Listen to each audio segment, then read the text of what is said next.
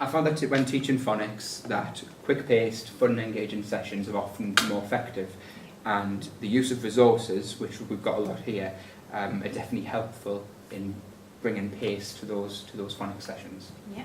Another thing that's really important when teaching phonics is repetition and short bursts continually.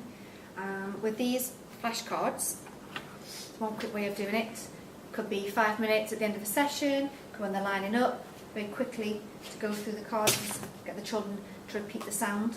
Review the sound. I love these cards, they're quite sturdy, and obviously they're quite sturdy and durable, yeah. So that you can use them in any session.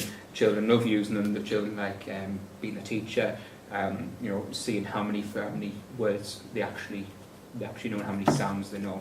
Yeah, obviously they can be displayed on your wall if you wanted to as well. Not going to be damaged. Yeah, they're great. They're good because they cover all sets, all the way up to set 6 words, allowing the children to use the same resources throughout the phonics curriculum. I love these little cards are good. You mentioned the short bursts of teaching, great for repetition, short bursts of reviewing the sounds, yeah. Or interventions. You could use them perfectly for interventions. Yeah, they're great for children. Sometimes in your class, I'm sure you get some children that possibly might hide in the background, but if every child has their own letter fan, you could say a sound, the children have got to show you it. They could use it to make words as well. So they're great for formative assessment, instant feedback. Yeah. The whiteboards that we use in phonics sessions are excellent. You can either use them with the little magnetic cards to put on and build words, or you can use them with whiteboard pens because they are wipe clean to build words, and using the squares you can break them down into different phonemes for the children to say the letters and build different words, which are really helpful, and you either get them the small or the large ones depending on the level of the children. Yeah. I think for some children they need that, don't they? They need the letters in front of them to actually build it themselves, whereas you could differentiate, and other children might be able to say the sound, hear it, break down the letter sounds and complete the word. Yeah. And that's great.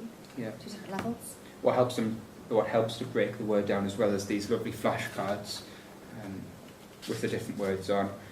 Little buttons show the different phonemes, and for going through, for the children being able to, especially speed reading as well, being able to speed read the words, the phonemes, for example. In the diagram. Yeah, in the diagraphs, to be able to speed read the words and get them used to all the different letters and sounds. I quite like this activity. It's a game.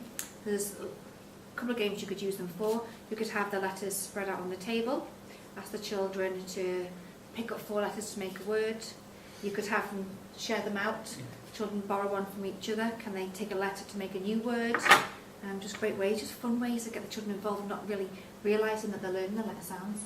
Yeah, and as I said, if you're going to teach phonics every day and keep it engaging and keep it quick paced, then these are ideal resources, to just maybe change things and keep them engaged. The flips are excellent for children building their own words, maybe before you get to the writing stage, to make words. Also as well, the pseudo words or the nonsense words. You could build a word, children can still practice reading it, get used to the phonemes and the different letter pairs and sounds that they have to make, to really understand that. Yeah, and the blending, yeah. With the larger one, the letters, you can take them apart, take them off there. So you could hand them out, you could get the children to walk around the classroom when the music stops. Can they make a word, 3-letter word? Can they make a word with a particular letter sound in there, or a particular phoneme? So there's lots of great activities you can do with just this one flip chart. Very visual. Yeah. These bones are good as well. Children can then think about what letter is missing, what letter sound is missing from the word. Could there be more than one letter? Can children write it down? So I particularly like those, and children can use them in little groups. They can be used as a class. intervention sessions. Yeah. So there's lots of things you can do with those. Yeah, absolutely. And just to go back to that point about the children not just learning words or learning sounds by rote, if you're using the different resources, you could build nonsense words, you could build different words where they have to actually use their knowledge to build words and break down words and understand them. The resources definitely help. Yeah. So these are from sets 2 to 6. Yep, all the way up. Fantastic. Okay.